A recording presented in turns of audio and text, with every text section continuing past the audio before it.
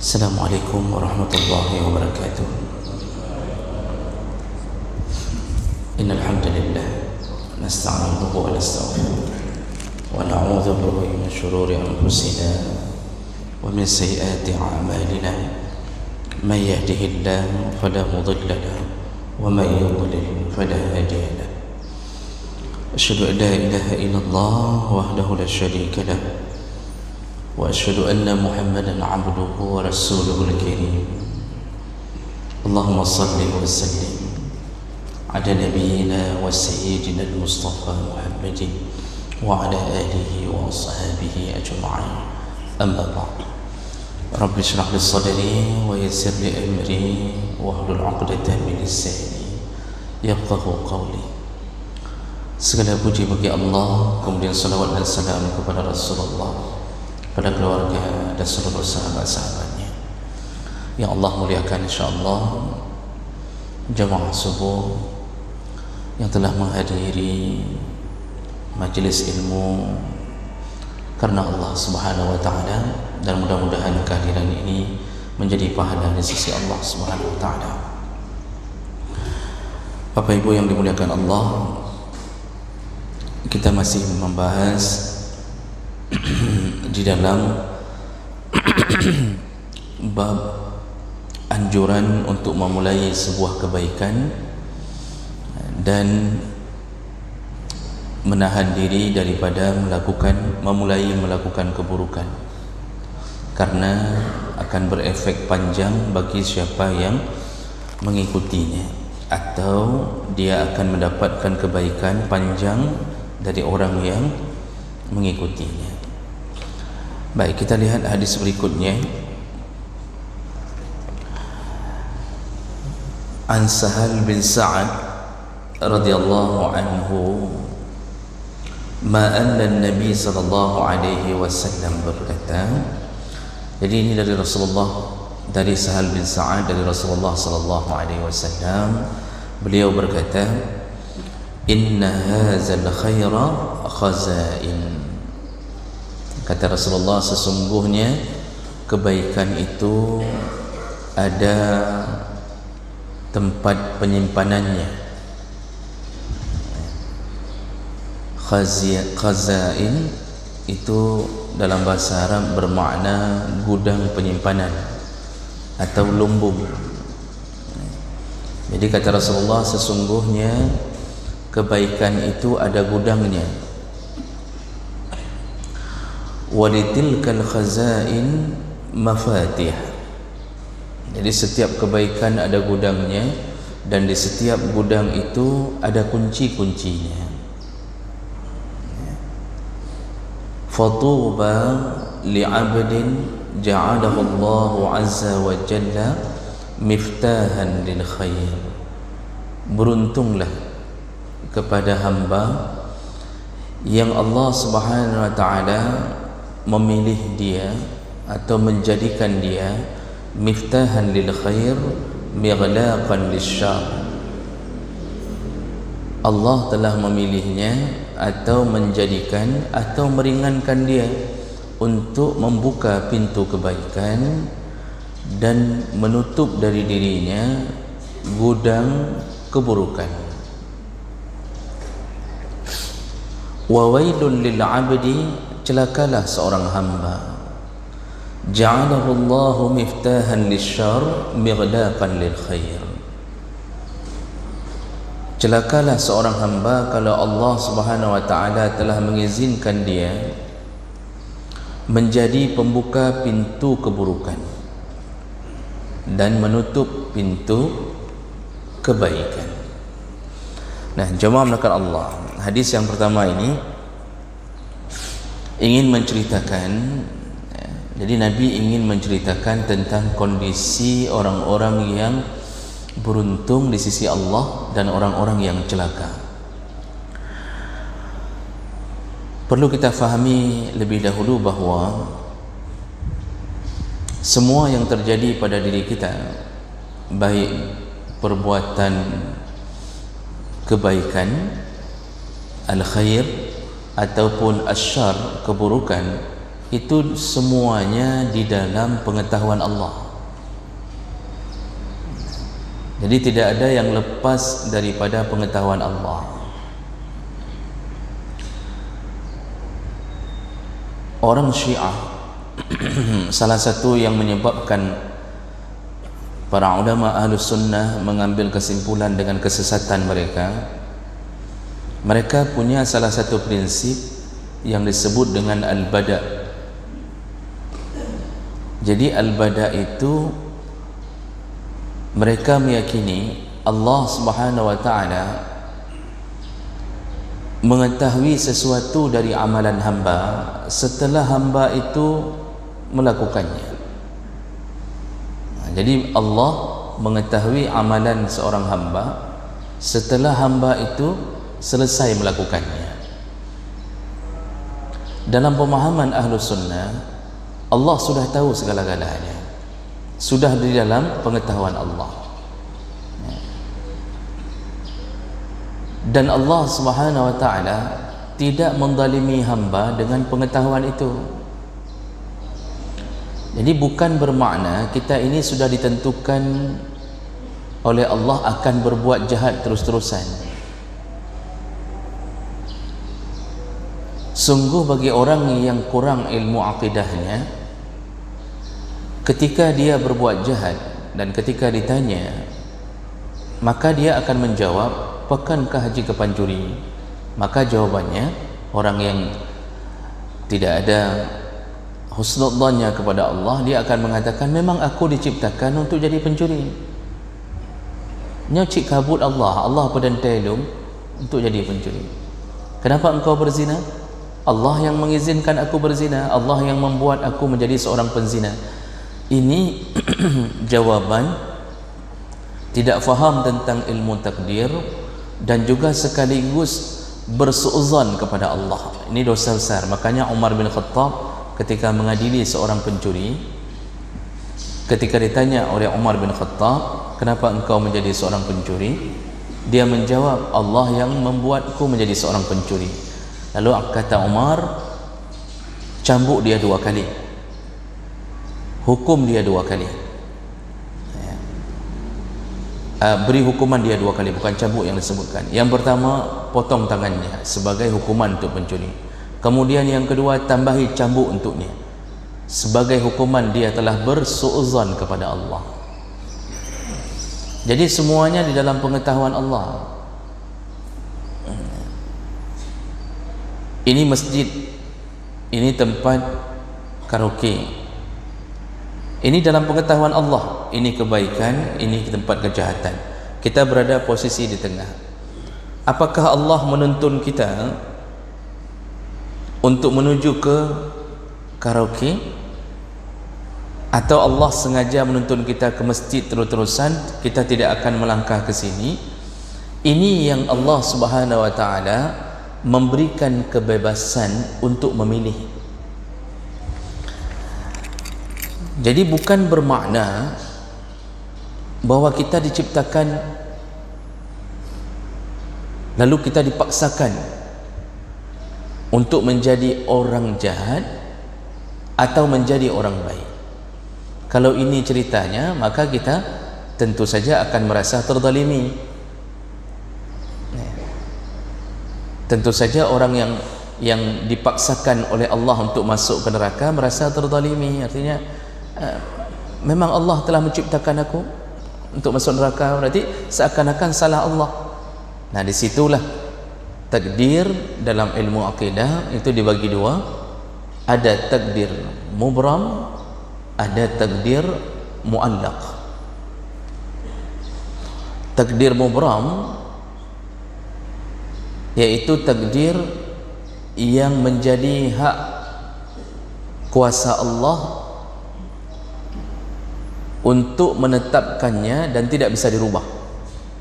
Itu mubram. Apa contohnya? Ajal, rezeki, itu takdir mubram. Jadi Allah telah tentukan, enggak bisa berubah. Fa iza jaa ajaluhum la yastakhiruna sa'ata wa la yastaqdimun. kalau telah datang ajal seorang hamba, Allah tidak akan menggesernya sedikit pun, baik dimundurkan ataupun dimajukan, tidak akan. Kalau sudah datang waktunya, Allah akan cabut sesuai dengan apa yang tertulis di Lauhul Mahfuz. Rezeki juga mubram. Rezeki itu kuota. Allah telah tulis di 120 hari dalam kandungan. Kalau Allah tuliskan untuk fulan 1M, maka tidak akan berkurang, tidak akan bertambah. Jadi jangan mengira rezeki itu kalau cepat, rajin orang cari, bertambah, tidak. Mau rajin mau tidak, rezeki tetap segitu kuotanya. Cuma bedanya, orang rajin dia mengucurkan rezekinya lebih cepat daripada orang malas. Jadi dalam hadis Rasulullah setelah menyebutkan bahawa innan nafsa lan tamuta, semua orang tidak akan meninggal hatta yastawfi rizquh, sampai sempurna rezekinya. Jadi tidak akan meninggal seorang hamba sampai sempurna rezekinya, karena ajal dan kematian dicatat bersamaan. Kalau belum menghabiskan satu butir nasi yang Allah telah catatkan untuknya, maka orang ini tidak akan meninggal. Sudah koma berbulan-bulan, begitu sadar minta minum teh. Dalam inventarisir malaikat, orang ini harus menghabiskan teh terakhirnya, maka orang ini tidak akan meninggal sampai dia habiskan tehnya. Maka ketika sadar dari koma, permintaan muncul dalam kepala, permintaan pengin minum teh, dibuatkan teh, baru 2 sendok, koma lagi, langsung titik. Ini tidak akan dirubah oleh Allah. Maka sebodoh-bodohnya manusia adalah yang menghabiskan seluruh waktunya untuk mengejar sesuatu yang telah ditetapkan Allah. Uro malam minta rezeki. Pagi buka kedai, lalu kemudian lanjut sampai jam 3 malam, salat subuh entah di mana, salat duhur tidak keluar-keluar, padahal Allah telah tetapkan sehebat apapun dia bekerja, kelebihan dia cuma mengucur lebih cepat rezekinya. Jadi orang yang rajin itu, ini uang sudah tersimpan, rezeki telah tersimpan. Rezeki itu bukan hanya uang, kesehatan, itu rezeki. Jadi ada orang yang enggak Allah beri uang, tapi Allah beri sehat, dan ini Allah bisa simpan uang melalui kesehatannya. Karena ada orang kaya banyak uangnya, Allah beri sakit, habis uang ratusan juta. Orang miskin itu rezekinya kadang-kadang Allah tetapkan sedikit, tapi Allah beri rezeki dari tempat yang lain. Allah beri kesehat untuknya, walaupun sakit-sakit yang kecil-kecil saja, panu, kadas, kurang, cemekam paling. Nah, kalpanak, selesai urusan. Kita yang kaya makan ini makan itu, kemudian diabetes, asam urat, kolesterol, stroke. Tapi ya tanya, diabetes, asam urat, kolesterol, stroke. Jadi jemaah melakukan Allah, ini Allah tidak rubah. Jadi kalau orang rajin itu apa yang harus rajin? Ada kalanya dia rajin dengan pengetahuan. Ambil S1, lanjut S2, lanjut S3, rajin. Ketika sudah selesai S3, jadi doktor, ngajar. Tunjangan doktor itu bisa mencapai kadang-kadang 10 juta, atau nanti dapat sertifikasi. Nah, orang yang tidak rajin tamat SMP nggak mau sekolah lagi, dia mencari jalan yang lain, buka apa misalnya, buka untuk jualan pulsa. Dia dapat cepat, dia dapat, tapi ya segitu-segitu saja. Dia tidak ingin menambahi khazanah. Cuma semuanya akan mendapatkan porsi. Semalas-malasnya manusia tetap rezekinya dapat sempurna, tidak dikurangi. But pajuh tuh, kerja cuma tidur makan tuh, tidur makan tidur makan lipat-lipatkan sarung. duduk di depan pantai, pagi ke kedai kopi, pulang isteri disuruh nyuci piring, disuruh cuci baju orang, disuruh jadi laundry, disuruh macam-macam, dia duduk malasnya minta ampun. Waktu dia mempertahankan keadaannya begini, apakah rezekinya berkurang? Tidak, cuma lambat turunnya. Jadi ya begitu-begitu saja hidup, begitu-begitu saja. Orang yang rajin sudah makan bakso malam, baik yang beranak, tidak beranak, atau yang mercun, ada yang bakso meledak-ledak, macam-macam, dia bisa rasakan itu tiap malam dia pilih-pilih. Karena napeng. Yang si malas ini enggak bisa merasakannya karena kucurannya lambat keluar. Makanya Rasulullah mengatakan di ujung hadis, tetap keluar wa in abta, walaupun rezeki itu lambat keluarnya, tetap keluar. Kapan orang ini keluar rezekinya? Paling kurang kalau malas sekali, tetap sempurna keluar ketika ayahnya meninggal. Maka dia mendapatkan warisan dari seorang ayah yang kaya. Duk waktu meninggal ayah kaya tiba-tiba. Dan anehnya rata-rata anak-anak yang malas itu mempunyai ayah yang berharta. Jadi istri udah menyesal nih kawin sama orang ini. Begitu ayahnya meninggal, kembali tertutup penyesalan itu. Kamu merempak warisan, merempak warisan. Nah, jadi Bapak Ibu maka Allah, ini disebut takdir mubram. Nah, kemudian ada takdir muallaq. Takdir muallaq ini Allah yang mengetahui semua yang akan terjadi. Allah mengetahui semuanya. Ya. Ya'lamu ma fis samawati wa ma fil ardh. Allah mengetahui. Tetapi Allah berikan izin kepada hamba untuk memilih. Disitulah Allah menitipkan akal untuk memilih. Jadi akal itu dititipkan Allah agar hamba berfikir. Nah, disinilah seorang hamba ketika mendengar azan, dia mulai memilih ke masjid atau salat di rumah, ke masjid atau salat di rumah. Ke masjid 27 kali lipat, di rumah cuma 1 kali lipat. Dia mulai memilih. Allah panggil, maka dia melakukan pilihannya. Maka ketika berhadapan masjid kedai kopi, masjid kedai kopi, apakah salah Allah sehingga menetapkan orang-orang berada di kedai kopi tiap-tiap malam tanpa salat maghrib dan isya? Bukan pilihan Allah. Allah mengatakan wa ma zalamuna walakin kanu anfusahum yadhlimun. Kami tidak pernah menzalimimu, tapi engkau yang menzalimi dirimu sendiri. Jadi Allah beri pilihan. Sudah datang salat isya, orang yang mempunyai akal, maka kalau dia ingin selamatkan diri, dia segera meninggalkan semua pekerjaan menuju ke masjid Allah.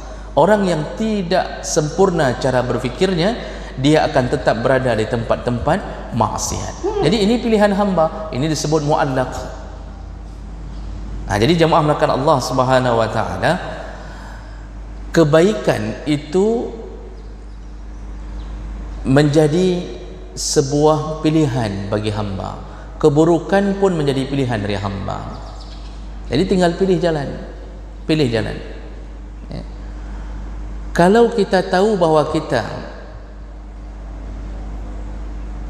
sayang pada diri sendiri, maka tentunya kita memilih jalan-jalan kebaikan. Ya. Jadi jangan berfikir bahwa ilung cikalam neraka, memang Allah sudah tetapkan saya di neraka.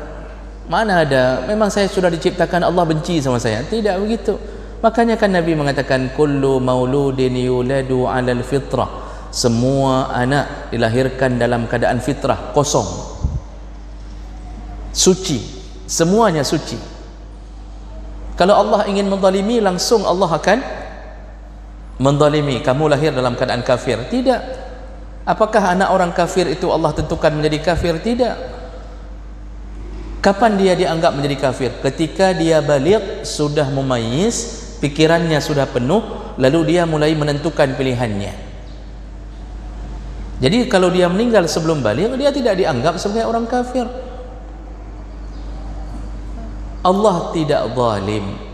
Nah, sekarang yang Nabi katakan, cuma Allah Subhanahu wa taala Salah satu keridhaannya yang dia berikan kepada hamba adalah ketika dia menyayangi seorang hamba, dia mudahkan hamba itu untuk melakukan kebaikan.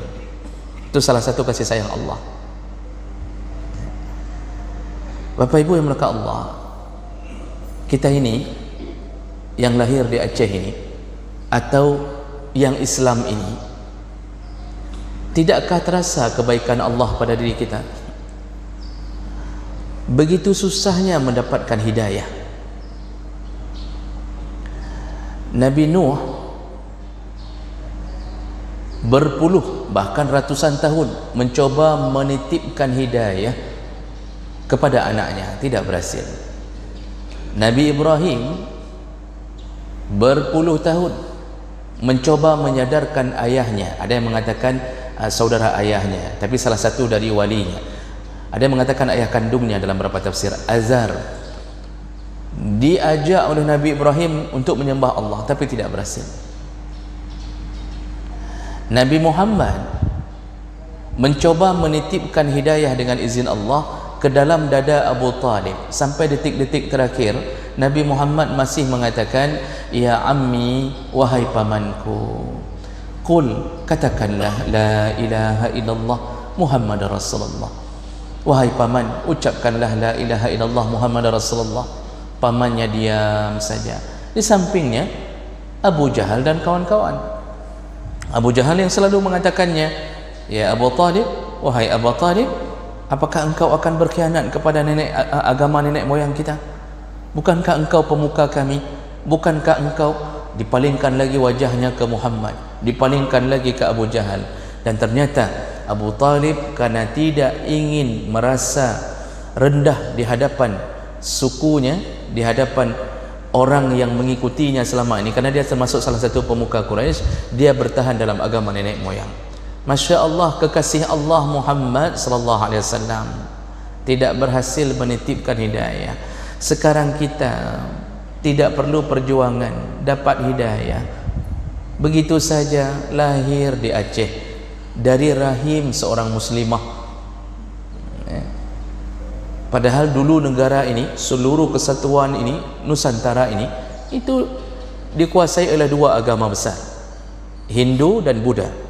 Hindu diwakili oleh kerajaan besarnya Majapahit atau Mojopahit. Buddha diwakili oleh kerajaan besarnya Sriwijaya. Kita berada di antara dua gelombang. Entah dari mana datangnya, dengan izin Allah datanglah da'i-da'i dari luar Aceh menetap di sini.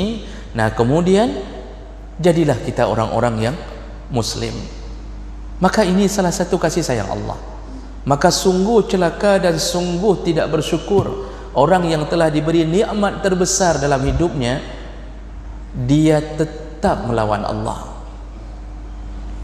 Jadi kita ini kadang-kadang kesilapan kita apa? Membangga-banggakan diri dengan simbol. Kita sibuk dengan mengucapkan, dari mana Pak? Dari tanah Serambi Mekah. Temayang hana. Pegah rau tabi-tabi Serambi Mekah. Temayang hana but jahil dipubul alih pupuk. Jadi kita sibuk dengan membanggakan diri dengan simbol. Kita sibuk membanggakan orang-orang nenek moyang kita. Kita banggakan Sultan Iskandar Muda, Tengku Syekh Ditiro, macam-macam ulama. Padahal mereka sendiri belum tentu bisa menolong kita selama tidak ada izin dari Allah. Apakah kita nanti bertemu dengan Tengku Syekh Ditiro lalu kita memohon syafaat darinya begitu saja? Tidak, jemaah melakukan Allah. Kita yang tahu masalah ini seharusnya benar-benar bersyukur kepada Allah atas satu nikmat terbesar, yaitu nikmat iman dan Islam. Itu tidak mudah diberikan orang, diberikan kepada orang-orang, tidak mudah.